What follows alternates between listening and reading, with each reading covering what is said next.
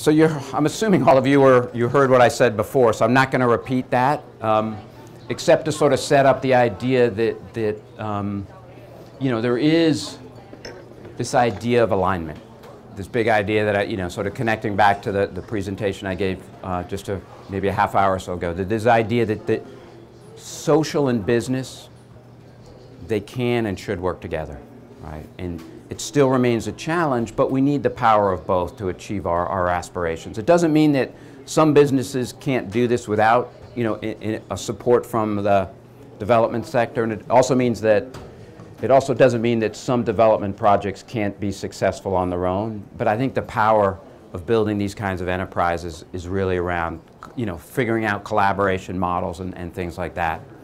And we talked a little bit about this BOP enterprise. And what I'm trying to say is we're not reinventing business, right? It's still business, but it's thinking about business in a very different context. It's a difficult market to operate in, but we want financial sustainability. It's not, as Larry said, about pilots that don't go anywhere. We want scale, and we want to create value. But in this case, the value we create, we often want to think about it in terms of poverty. That's a very powerful way of understanding the constraints that the base of the pyramid face, because it's more than just generating income. Poverty is multidimensional, and if we can begin to think about multiple ways of creating value, that allows us to unlock, because what we want to do is unlock value. That's what companies are good at, and we need to understand the multiple dimensions of value that we can unlock. So that's kind of the big idea behind this. And then, as I mentioned last time, and this is where I'm going to go into, I think this becomes crucial. We now have a set of tools, and the tools I want to show you, what I feel that they are, if you will, generic. Now, I know there's a lot of different types of enterprises. They operate in different sectors, different countries, different business models. So what I've tried to do is create a set of tools that are customizable for each enterprise. So some things may be more relevant than other enterprises. If you go all the way back and you think about Porter's 5 forces, you guys may have seen that. That's a generic model that different companies can then customize and really understand what's going on. So that's the design of these models, and I'd be interested in your reactions to them as we go through. But the idea is that enterprise leaders will have a set of guiding principles based on creating value with the BOP that are integrated with development community resources. And then we talked about this, and I'm going to go through each of these frameworks, sort of a couple of frameworks about guiding principles, one on creating value, and the final on how do we integrate it with development community resources. So that's the journey we're going to take over the next half hour together. And I want to kind of go into each one of these. And the first one is this internal design, right? And I'll just put this up. And I'll say this, but I say it with humility. I can look at a venture and see how they're set up and know if they're going to fail. Right.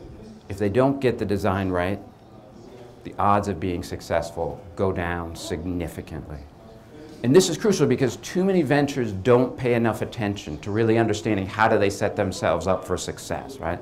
And this is absolutely crucial. And I think you'll agree with me when we go through this. I think you'll agree with me that as we talk through this, you'll understand that this does make sense, and you'll actually be able to do it after today and sort of look inside. And you kind of, if you think about building because we talked about business model innovation. So how do we innovate and build a business model? Well, we need to set ourselves up. And these aren't unique to business model innovation, but how we execute against them are. So we think about resources, metrics, structure, problem solving. We'll talk about each one. And we'll start with resources, which is really about talent and capital. What is the team that's been put together? So I worked with a large pharmaceutical firm, and they got a fair amount of money, and they created a very attractive endeavor where they wanted to develop drugs to address some of the neglected diseases in the world and really create a business solution to some of the major health issues. They were supported at the highest levels, they got a fair amount of money, and they sort of sent out a note saying, we're recruiting a team of people. And lo and behold, they got an amazing set of recommendations. Their leader was one of the most talented, she was a doctor, but had done a lot of thinking about medicine. They got a terrific strategy guy. They got an operations guy. They got a part-time lawyer, part-time accountant. about 6 or 7 of the most talented people in the company. Are they good to go? Because they went off. We got this great talent, we got huge motivation, we got internal support. What do you think about the team? Anything missing? The base of the pyramid. They don't know anything about the base of the pyramid, right? They knew absolutely nothing, and they didn't know anything about the development community. They had some talented people that were used to running very successful businesses in the top of the pyramid, right? And they didn't build out a team that was sufficiently successful. So this became a big issue for them. We'll come to that when we get to the problem solving, how they began to address this. But you can just look at it and say, without having a stronger team, it's very, very difficult to be successful. That seems pretty obvious, right? But in some sense, people sort of forget that there's this. It's not me. Is it this spot? Oh, we'll see. We'll keep going. We'll see what happens, right? So, metrics. Now, this team, they thought they were lucky as can be because they were not given any metrics. They basically, and they had something on the order of, I think, about $3 to $5 million a year. So they were well capitalized, and they had no metrics. And they're just, this is great. Off we go. We're going to start doing things. We're going to, start talking to people. What do you think happened after a year or 2 years?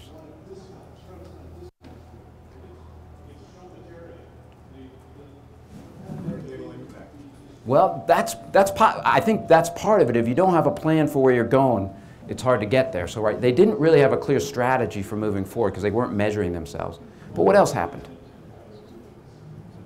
Companies abhor a vacuum, right? No metrics. Do you think that lasted for long? No, because they would come up in each year and they would sort of report, and they were actually making fairly decent progress. They were running some pilots, but they weren't, of course, generating any revenues yet. And they hadn't set a metric that sort of suggested a strategy, how to move forward.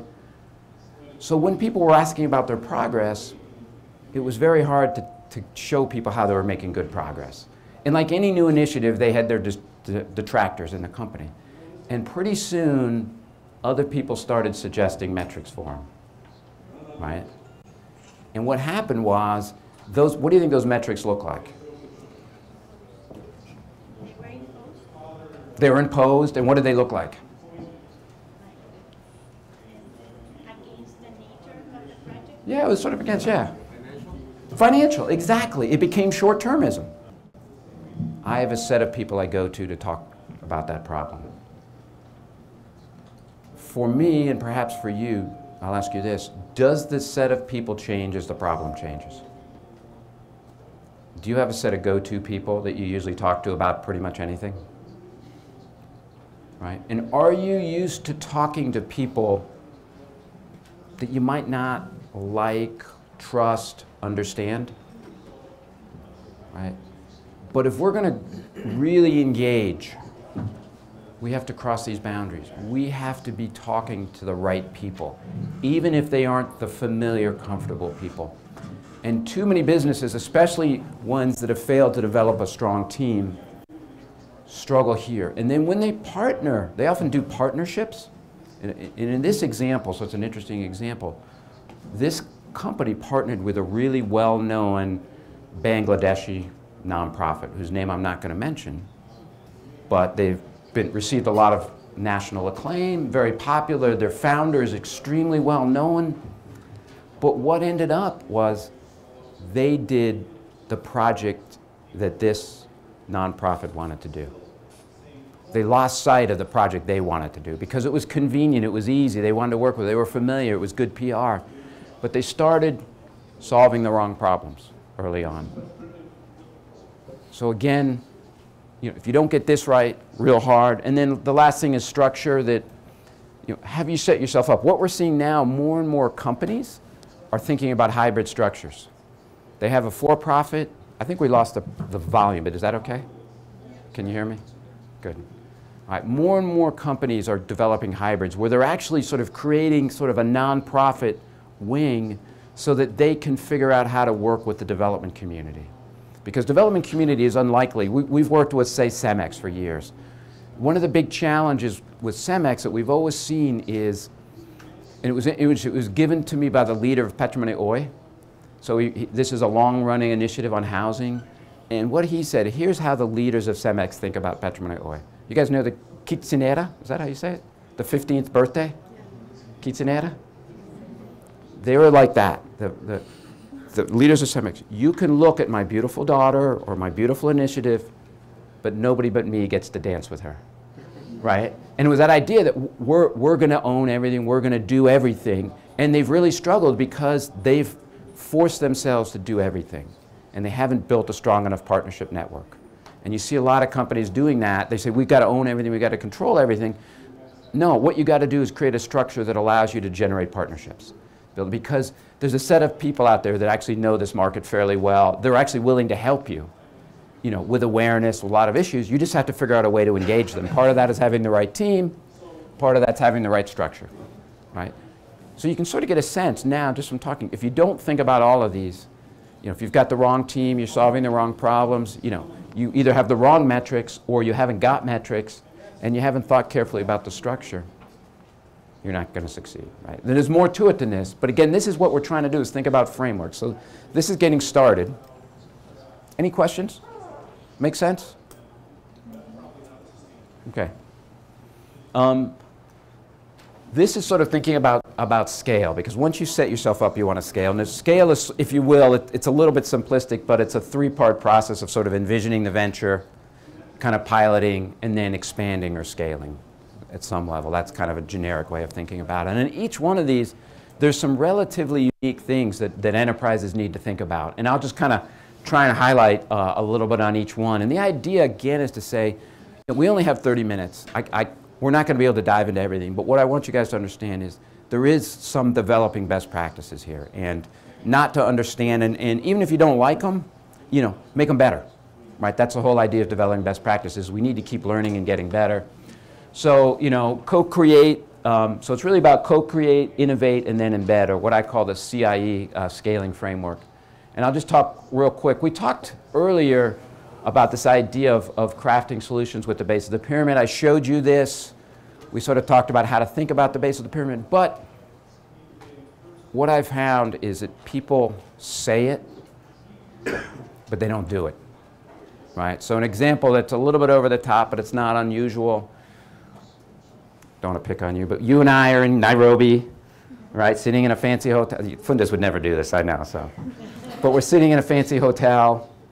You know, we wake up, we go have our nice breakfast. You know, we're roughing it, so we're in a 4-star hotel, right? We get in the Land Rover.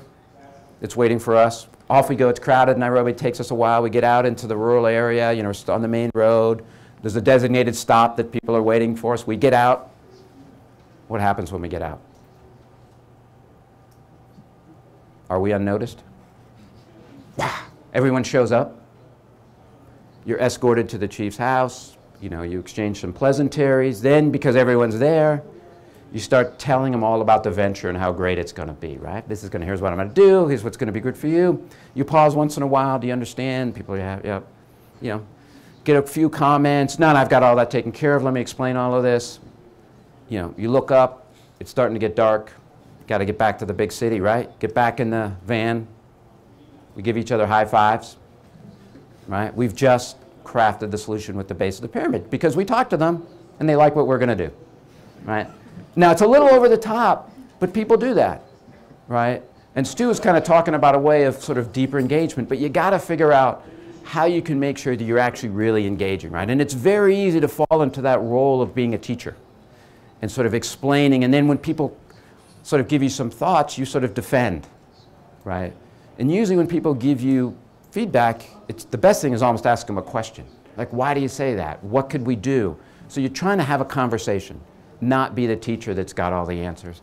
And you know, when I work with leadership teams, one of the things I say is, even if you individually believe it, your team may not get it. So you've got to think about, how do you give respect? How do you seek to be unimportant? And how do you go beyond usual destinations? And what I tell the team is, craft your own guidelines, but make sure you have guidelines for interaction. And And the one that I often, just so because it's simple, it's be patient, stay longer, come back. It's simple, it sort of gets to the point, right? You can use whatever you want, but you need to make sure that's embedded in your team, that they really, really get it, because it's so easy to fall into habits. And this is dangerous, but I think some of the biggest offenders are host country nationals, right? So you're in Kenya, the wealthy folks in Nairobi, they think they know the poor in their country. I live near Detroit, so I'm at Ann Arbor, Michigan. I can't say I really understand the dynamics of the inner city of Detroit, right? And I live right there. The fact that you're from a country doesn't mean you know that market particularly well, base of the pyramid. So you really have to kind of set yourself up to engage. A second piece is there's a mindset that we tend to think about what's wrong in base of the pyramid, right? That's the challenge is this is wrong, I can't, there's no legal contracts, enforcement's really bad, the roads are lousy, so it's always about what's wrong. But fundamentally, that's the wrong frame. You need to flip it on its head, right? And think that's what microcredit did. You guys know microcredit, right? What don't the base of the pyramid have that banks usually want? Collateral, right? So you can they have no collateral, I can't lend, they have no collateral. What did they say? So what are they lending against? Yeah, social capital, which they have. So instead of complaining about what they don't have, figure out what they do have, right? And I put this dog up here because I stole this from Hernando de Soto, but I've seen this too. So when I lived in Malawi and then later in Indonesia and then sort of all my travels since then, one of the things I've noticed is, especially at night, you go out, you guys have probably seen this, and you're out in an area where there's no boundaries or property rights, and you walk along, and dogs are very different day and night, especially in Africa, right? They're very docile during the day. At night, they come out, and they'll come out and bark at you, and you keep moving, and that group of dogs stops, and another one starts barking, right? What's going on? What do the dogs know? They know the boundaries, right? The dogs know their property. And if the dogs know the property, the people do, right? So sometimes, although the formal institutions may not be there, the informal ones are there. And again, it's sort of a mindset. If we can get hung up on what's wrong, but the only way we're going to be successful is to leverage what's right. So that's the kind of the crafting. And again, I'm happy to later on field questions. I know we're going to do sort of so however you want, if you've got questions, ask them, write them down.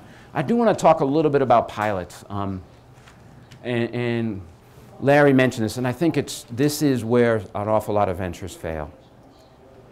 Pilots turn into projects, right? And they never go away. What's a pilot designed to do?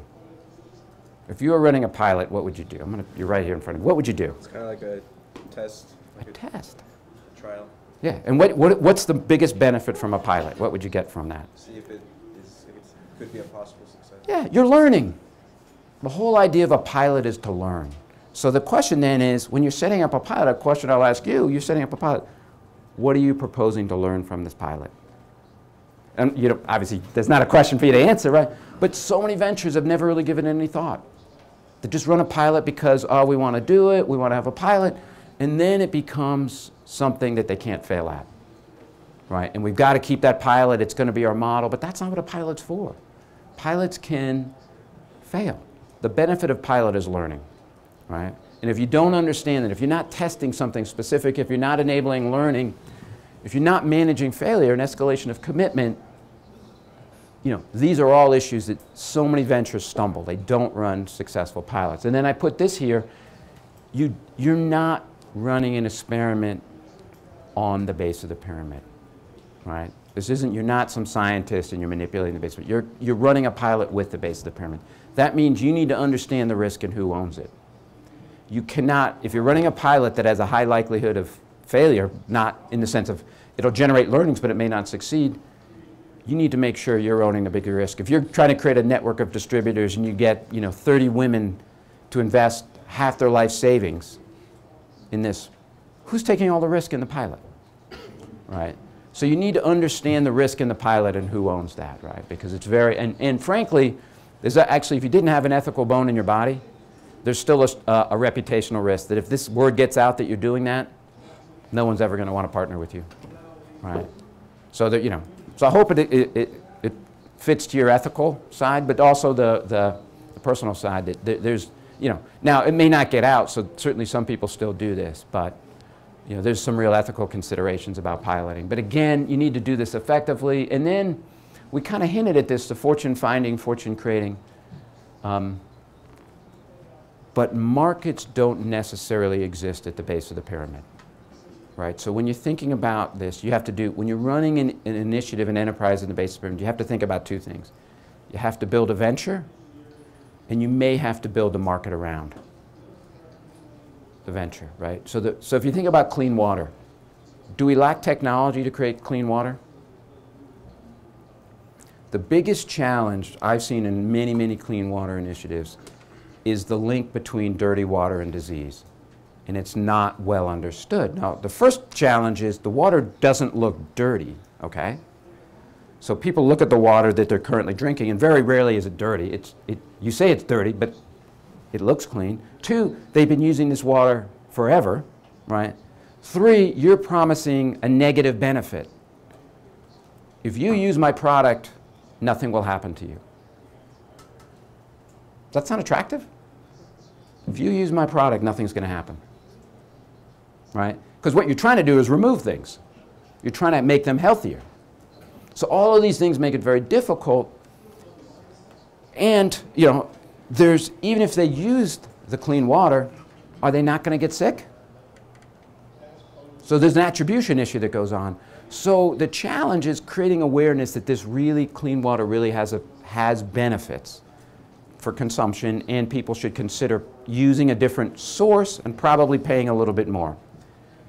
And that's, you know, is that an easy, it's called kind of creating awareness of behavior change. Is that easy to do? It is expensive. It is really, really expensive. So but that's creating the market, and that's where the development community comes in. Because guess what the development community wants? People to drink clean water, people to wash their hands with clean water. So now you're beginning to align, right? And the idea is you can run pilots to, you know, with partnership to support this, because it is so hard and so expensive. And no one wants to do it, because if I do all this awareness, and I spend all my millions or thousands or whatever it is, money on this, and you've got a water venture, what are you going to do? You're going to wait till I'm done. That I've now created the market, I've spent all my money, I'm going to come right, you know. It doesn't make any competitive sense to invest in a common asset like that for a business. So it becomes really hard for a lot of these, you know, how do you make this market creation happen? But it does need to happen. A lot of those markets don't necessarily exist or fully exist. And then embed the last piece, and I'll move through this one fairly quickly, but the idea here is that, you know, when we forget this, you have to win in the marketplace. This isn't about it, and a lot of enterprises forget what's your value, you know, what's your strategy, what's your position, how are you going to win, how are you going to create competitive advantage? And this becomes a key part. I call it commingled competitive advantage, because as you go deeper and deeper, and this is especially applicable in more rural areas, but I think it applies also urban, is you need to figure out ways to get competition by using the assets of other organizations, be it nonprofits or cooperatives. You have to figure out a way to partner with them where you're sharing your resources, right? And usually in companies, we think about competitive advantage as protection. We're going to create boundaries around our resources. And here, what we need to think about is competitive advantage by boundary spanning, right? Instead of creating boundaries, we want to span them. So it becomes a very different thing. And we'll talk a little bit about, at the last, sort of creating an ecosystem of partners. And then Stu had hinted at this idea of embeddedness. You know, you need to be able to build a capability, because more than anything else, what you want to do is you want to speed up the process. You want to go through the envisioning, the piloting, the scaling faster and faster. If every time it takes you, you know, so much time to do this, that's not what scaling is about. You can scale in your existing market through commingled competitive advantage, but then you need to think about entering new markets. Are you building a capability to fairly quickly understand what's going on the ground, so you can eliminate a lot of steps? And that's something that a lot of companies fail to do, because they outsource some of the most crucial things. They have partners, but the partners do it for them. And if every time your partners are doing something, you better be deeply engaged to understand at least what the partners are doing, so you build that knowledge set that you can take from market to market. This is an example. I'm not going to do it. I can come back to this. This is sort of ITC, a company that did this. And they sort of started by working, well, quickly I'll do it. They started by serving farmers They bought soybeans from farmers. Took them a long time, were successful. Then they went into wheat. Then they started selling products to the base of the pyramid, and then they started selling, non-farm products. So I can come back to this if you want to, but Larry's given me the 5-minute hook, so I have to be careful. And then, so this is the framework. The next thing, and I'll try and be brief. So this is what I mentioned. This was something that appeared in the Harvard Business Review. So it came out in 2009. So if you're interested in more detail, you can look at this. But the fundamental ideas, and this is Business 101. Would you ever run a business without having a deep conversation with those you seek to serve, right? To talk to them about what you're trying to do. Would you? If you were running a business here in San Jose, would you have regular ongoing conversations with your customers or suppliers? Somehow in base of the pyramid, we forget to do that. We presume they know what we want. We're not checking the full understanding of our value proposition. So that is, that's a fatal flaw. If you don't have an ongoing conversation, don't have a way of understanding your value proposition from the eyes of your customers, your producers, you're almost definitely going to fail. And you also need to figure out how to continually enhance that. So this is just a framework that we use. And what it does is it translates poverty alleviation as value creation. And what it does is allow you to think about impact on multiple dimensions, right? So we know there's economic impact, but a big part of well-being for all of us is being able to live the lives we want to live, right? So it's not just about money. You don't buy things just because it makes you more money, right? It can empower you in many ways. And another big piece about poverty is isolation. Being separated, being ignored, right? And alleviating any one of these creates value. And if you create value, that's how you make a sale. Right? And if you don't understand value from the eyes of the base of the pyramid, you're going to have a very hard time creating a sustainable, scalable value proposition. And then you need to realize in most business models there are buyers, there are sellers in the community, and you need to think about value across all the stakeholders because they're all crucial in the evolution of your business model, right? We often think about buyers, but sometimes we have sellers, we engage entrepreneurs, so we need to think about, the perspective from there. So again, if we use farmers, if we're working with, with producers, they become the sellers, right, in this model. And then, the one thing I'll say is some people say understanding impact or poverty alleviation, that's costly, it's complicated, and I don't need to do it. It's about being responsible. And I would argue it's not about cost. It's about investment. It's about value creation. And it's something you have to do. It's an investment you can't afford not to make. If you're not engaged, and whether it's this framework or anyone, if you're not regularly and systematically engaged with all your stakeholders, how would you ever expect any business to succeed, right? Keeping regular conversations. So here the challenge is thinking about value from the perspective of the base of the pyramid. And then the last piece that I think I'm going to be pretty much on time, is what I talked about as partners, right? And I think this, for success, in this space, if it was an easy market, if companies all by themselves could do it, wouldn't they have done it already? Right? Right? Maybe a few companies, things are changing, they can find space, but for most of them, there's a piece that's missing. There's something that makes it very, very difficult to execute. But guess what? There's actually literally billions of dollars being spent in the name of poverty, and more of it being directed towards market-based approaches. The question for us is to really understand this landscape, because you've probably heard these terms. You guys have heard of impact investing. There's accelerators, there's challenge funds that offer grants. So there's a whole alphabet soup of different types of what we call scaling facilitators. And then what makes it more confusing, even within a single type like impact investors, say Acumen Fund and Root Capital are both impact investors, you may know, they actually do very different things. It's not like everyone's the same. Incubators, grant programs, how the heck do you make sense of this? How do you create a strategy around partnerships? So, we've done a bit of thinking, and the way it seems to work for us and our partners is to begin to think about creating a partnership ecosystem along, I'm a strategy professor, so I migrate to 2x2s whenever I can. You know this, Larry, right? So, but it actually works here. You need to think about support for the enterprise and support for the market, right? We talked about this already. And then you need to think about things that enable action and things that build capacity, because they're different. And then if you begin to think about it in terms of enterprise development, there's a set of organizations that are actually can facilitate operational activities. They can help you with market analysis, strategic implementation, value creation. They're actually there, and they can do some of the things that are listed underneath that.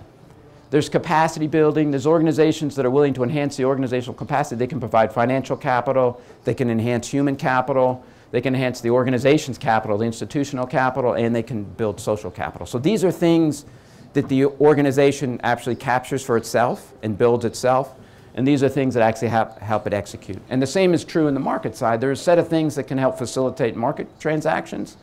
So we talked about there are people that are willing to invest in awareness. You know, in the pharmaceutical industry, one of the things that they've begun to think about is what's called advanced market commitments, where development organizations are saying, if you develop a vaccine for a particular drug, we will guarantee you a certain amount of money.